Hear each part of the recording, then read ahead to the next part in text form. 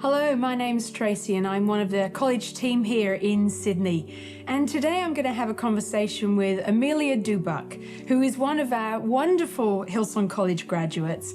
And we're going to chat through what it's been like to live as a purpose-filled Jesus follower post-college. So Amelia, thank you for being with us. And why don't you just start with, tell us a little bit about yourself. Yes, so I grew up in South Australia and lived there with my family until I was a teenager. We moved to a cattle station in the middle of the Northern Territory. And then when I was about 18, I moved to Sydney to come to college.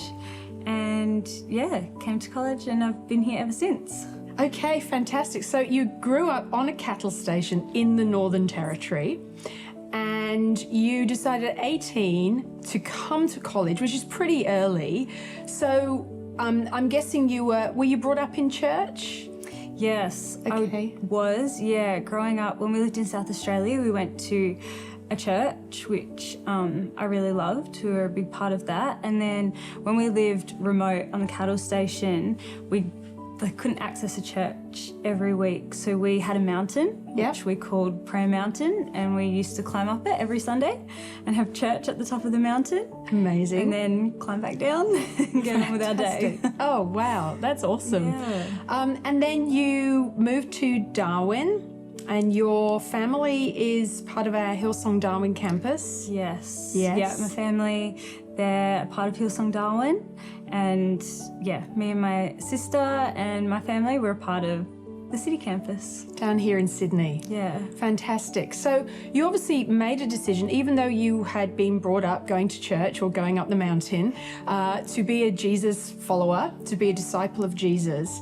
So why would you then say, okay, I need to go to Hillsong College, I need to pursue further studies? Yeah, I actually made the decision when I was about 13. And I decided I wanted to come to Hillsong College because I just desperately wanted to set aside at least a year, or however long, it ended up being much longer, of my life and just dedicate it to learning more about Jesus, being surrounded by people who inspired me to grow in my relationship with him and just overall just, make me a better person.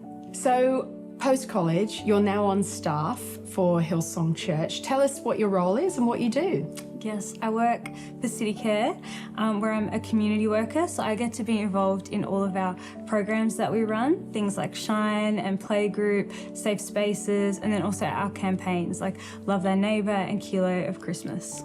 Fantastic. So, how was it then that college prepared you for that? So for instance, tell us a little bit more about how college helped shape your journey with Jesus, but also helped develop your skill set and your worldview. I definitely learnt so much at college that set me up really well for what I'm doing now.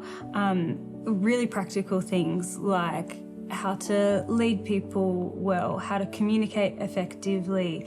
I learnt so much about the Bible and just got so much more context to what I would read in the Bible. But I think I would say probably one of the most valuable things that I learnt was the position of my heart in everything that I do, like a position to serve. And that's probably the thing that has helped me the most in what I do now.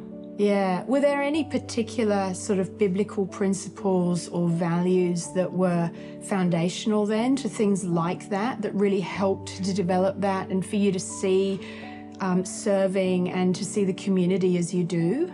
Yeah, I think one thing I love looking at Jesus in the Bible is he always noticed the one. Everything he did was about the one. You know, you've got the Samaritan woman, you've got the man who touched his coat in a crowd full of people, and he always notices the one. And so I think that, that biblical principle of doing it for the one, like it doesn't need to be for, crowds.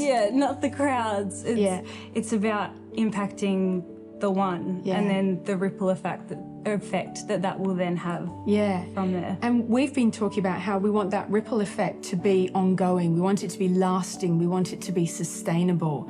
So at this point, now that you're out of college for a couple of years and you're working in that community space and you're wanting to see this sustainable and this lasting ripple effect as well, would there then be one really essential or non-negotiable value or principle when it comes to lasting and significant social impact? When we want lasting and significant social impact, we want to address the root of the problem, not just a band-aid, like a quick fix kind of solution.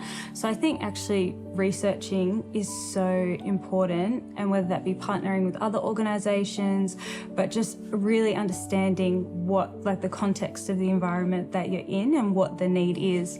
And then once you've got that consistency to continue to show up week in, week out, even if you don't see results straight away, but being willing to, you know, put in the work over time to see the change. So here you are in church with your husband. I see you around church life on the weekend.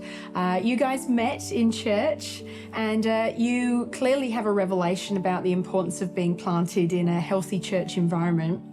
And then during the week, you work in the community space. So how do you sort of reconcile the two realities? There's church on the weekend that we go to and we gather for worship and to hear the word and to fellowship together. But obviously working in the community is so important to you as well.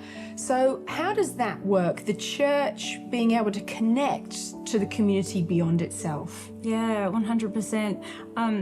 For both me and my husband, it's so important for us to be planted in church, because it's from that everything else that we do flows. So the relationships that we then have in the community and working with other organisations, it kind of comes from the strength that we get from being planted in our church. Yeah, right.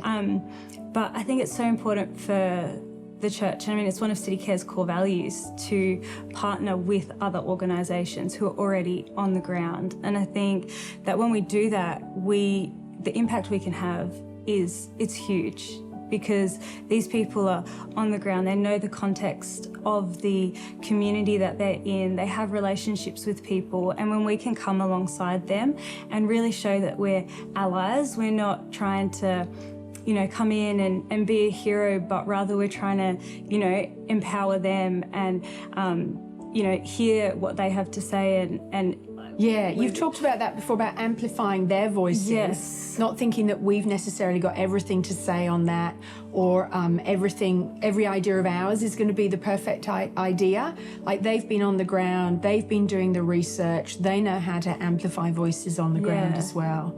Yeah, fantastic. Yes. So partnership is key, you think? Yeah, absolutely. Yeah. Partnership is key. So, would you mind telling us, over the years, I'm sure you've seen some amazing stories, you've seen lives transformed, you've seen some of this significant impact that we're wanting to see. Would you mind sharing one or two stories maybe about what you've been able to witness? I have so many stories, Yeah, so right. we'll go with a couple, but one of my absolute favourite stories it's from a couple of years ago now, but working in a juvenile jail, and there were some girls in there. I was running the Shine program with them, and I asked them, like, what are your goals in life? And these two girls, they were related, and they both told me that they've achieved all of the goals in life that they've ever wanted to. I was like, wow, okay, that's yeah, what's your goal? Like, tell me, what have you achieved? And they said it's to get into jail, to be locked up. And it's like, okay, like, why was that? What made that your goal? Yeah. And they said, because they get fed, they're safe, they have a bed, their parents are in jail, their aunties, uncles, cousins, it's all they've ever known. And that, I mean, that really, like, it hit me hard, hearing that. We just continued to do the program with them every week, and it took probably, I reckon it was a couple of months after this, but the girls came up to me and they were like, guess what, we've got a new goal. And I was like, okay, what's your goal?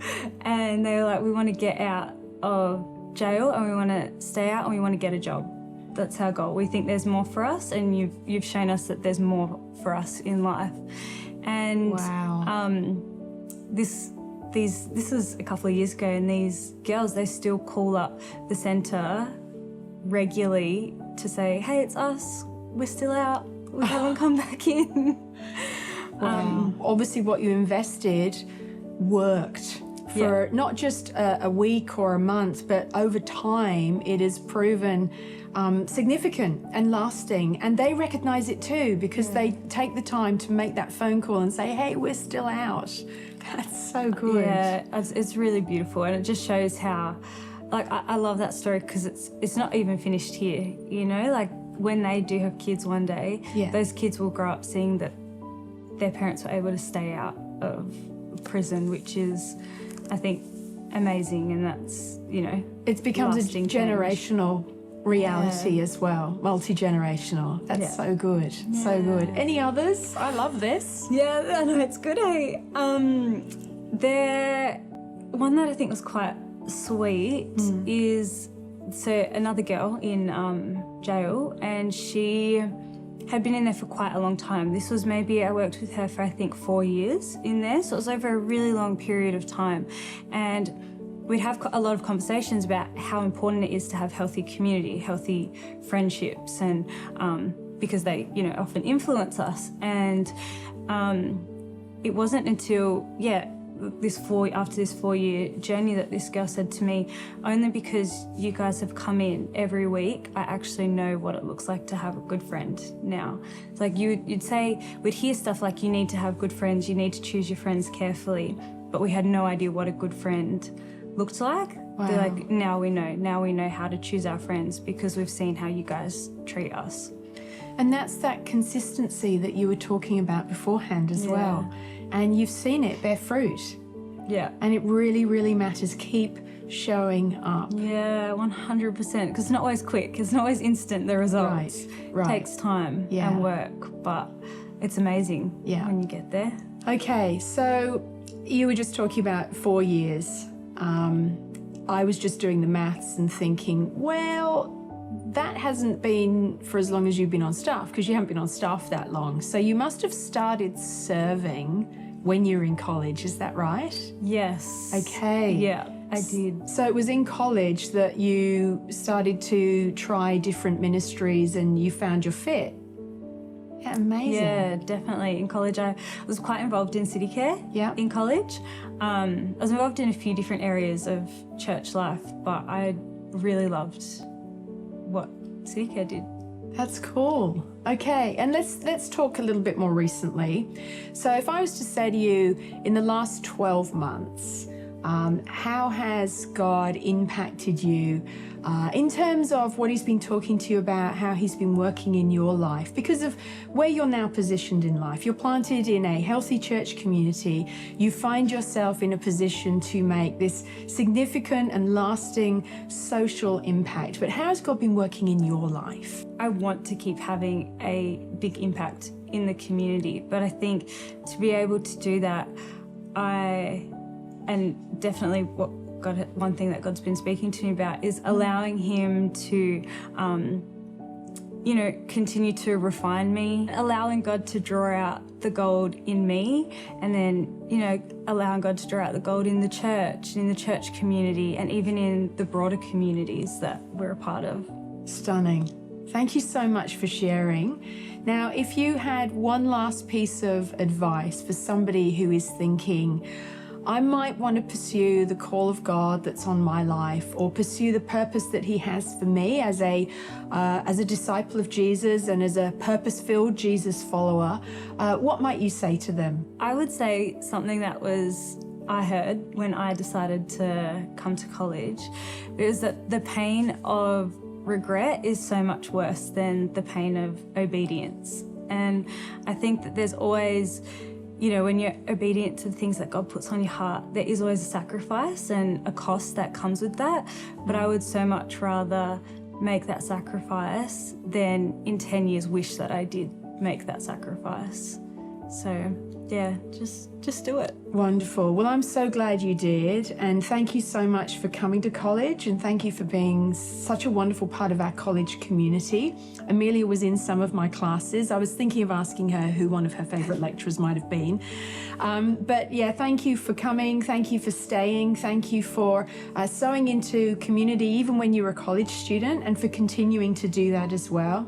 And for being part of one of our conversations today. And we pray that these conversations have been helpful and enlightening to you, and that you feel encouraged about what God is doing in people's lives and what He can and wants to do in your life as well. And so we hope that we will see you one day at Hillsong College, either on campus here in Sydney or online, or maybe we'll see you around conference.